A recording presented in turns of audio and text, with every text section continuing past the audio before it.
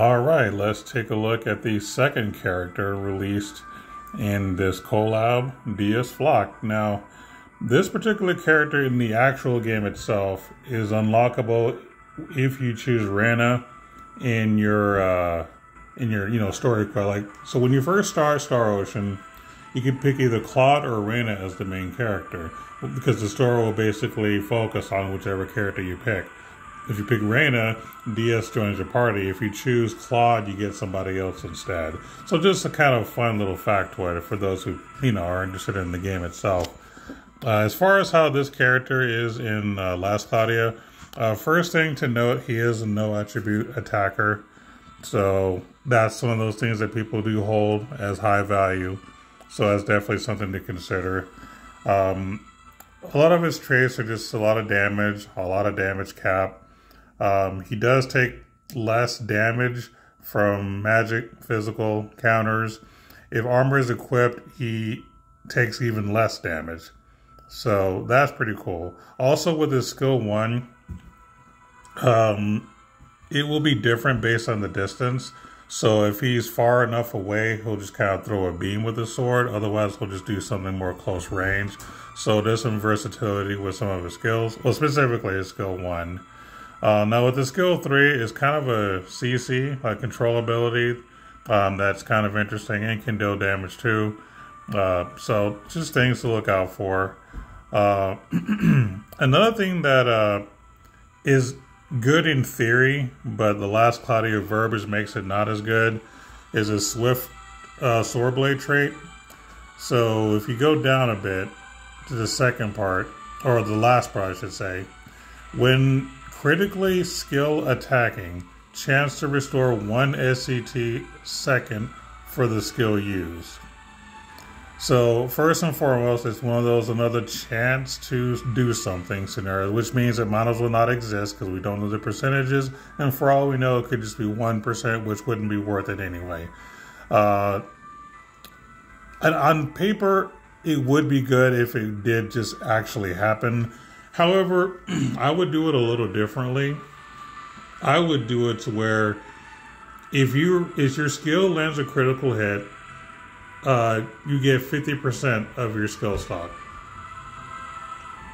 of whichever skill was used. So if you S3 and it's a critical hit, you get half of that back. I think that would be an actual fun way to balance the skill, because it wouldn't be broken, because you wouldn't be able to just keep chaining skills, right? You would still have to do a little work to charge up your SCT. So I think that if they would have, 1, got rid of this chance bullshit they always do, and 2, make it to where if a critical lands, get like 50% of whatever skill stock was used, I think that would be a more fun ability. Now, I'm not saying 100% of the skill stock, because that might be probably broken potentially. That's why I say only 50%. And that would be fair, is what I would say.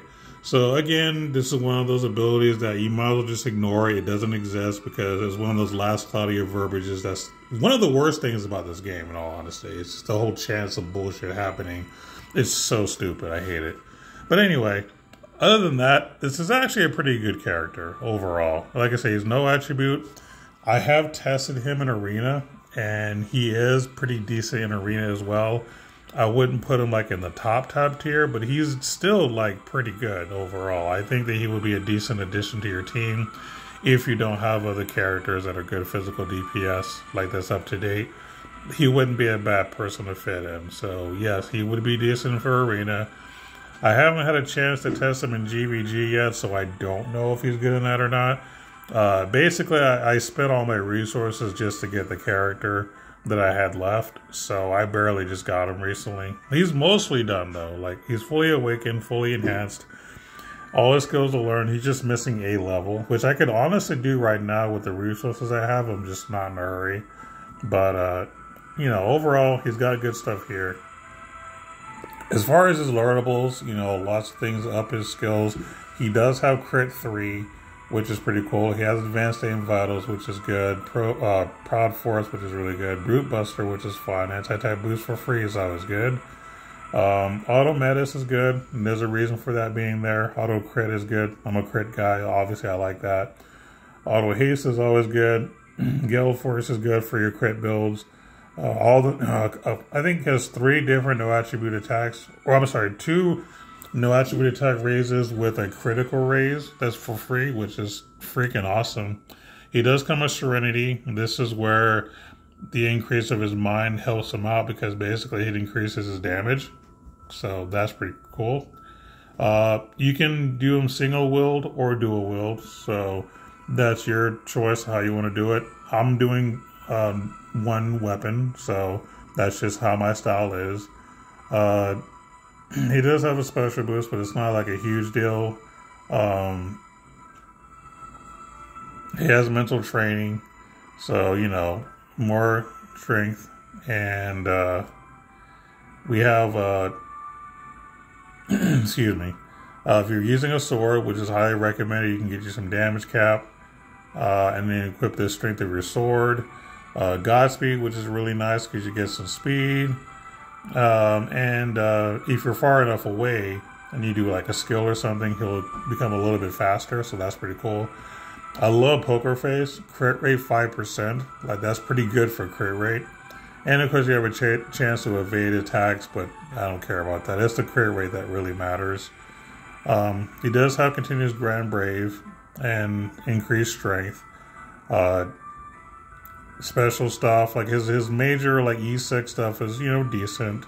He does get a crit rate 5% as well. So basically they're trying to convince you to do a critical build with this character, which I think is fine. I like crit stuff anyway, so this is right up my alley. You get critical damage cap as well, if you're into that. So overall, like, really nice character. So I think he's pretty good. Now, what I'm going to do is kind of show you some footage of me using him, and just kind of give you an idea. Just like the other person, it's going to be the same team. The only difference is I'm going to be using Icy Guardian for the arc for the character to use. It's just a more consistent way to take advantage of your criticals. So I think that's just going to be the way to test this out. So, okay, so here we go with the character showcase.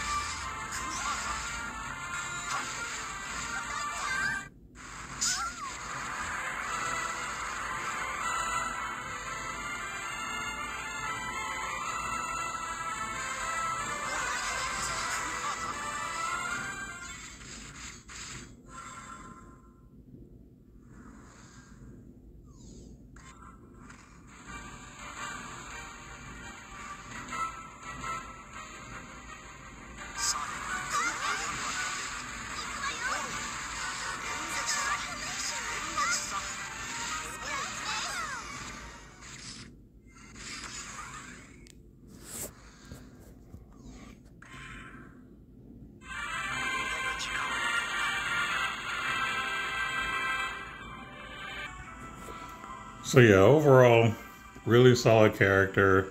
Like I said, when it comes to PvE, he's going to be great. And when it comes to PvP, he's going to be pretty good too. He's just a good all-arounder. So if you end up picking up this character, I would say out of the two that we got, this is definitely the prize between the two characters. Now let's go ahead and talk about the arc itself. Now I am very sad to say that I was not fortunate enough to pull this arc. I got a bunch of duplicate arcs, which is just what happens, but I do like this arc a lot. Now the trade itself is fine. That's not really what I want out of it, but I mean, you'll get some damage and damage cap, some good passives overall, so it's still pretty good. But what I really personally like about this arc are the learnables. Well, learnables is just one of it. So for example, I like no attribute attack raise 3. I would 100% spend 16 SC to have it, so I think that's good. Also, for those of you who like Goddess Kiss, that's on this arc too, but there's plenty of other arcs you can get this from. And the Spirit Force is something different, but nothing worth getting too excited about, but it's interesting. But no attribute attack raise 3 is really where it's at when it comes to learnables.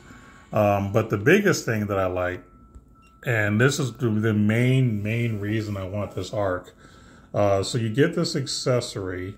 Now HP is fine, strength is okay, and defense is okay. It's nothing super crazy, but skill damage plus 10%, which is fine. Extra attack damage plus 20%. So extra damage is basically like pursuit. So if you're using Icy Guardian, for example, if you have this accessory equipped, the damage that Icy Guardian will end up dealing will be 20% higher. So I like that. I think there's a lot of potential with an accessory like this if you like pursuit builds. So this is like one of the first times in a long time that I've been actually excited about it in actual AER. But unfortunately, since I don't have any more resources and I wasn't able to pull it, I won't be able to take advantage of this. But if you did get this arc and you like crit builds, this is definitely like a very strong item that I would say. But overall, I think it's a decent arc, just in general. Like I said, the passives are good, and the learnables, the traits, and even the reward. I mean, it's a whole package. It's pretty good. But yeah, that's going to be all for this particular video. Good luck to everybody polling, and we'll see you next time. Take care.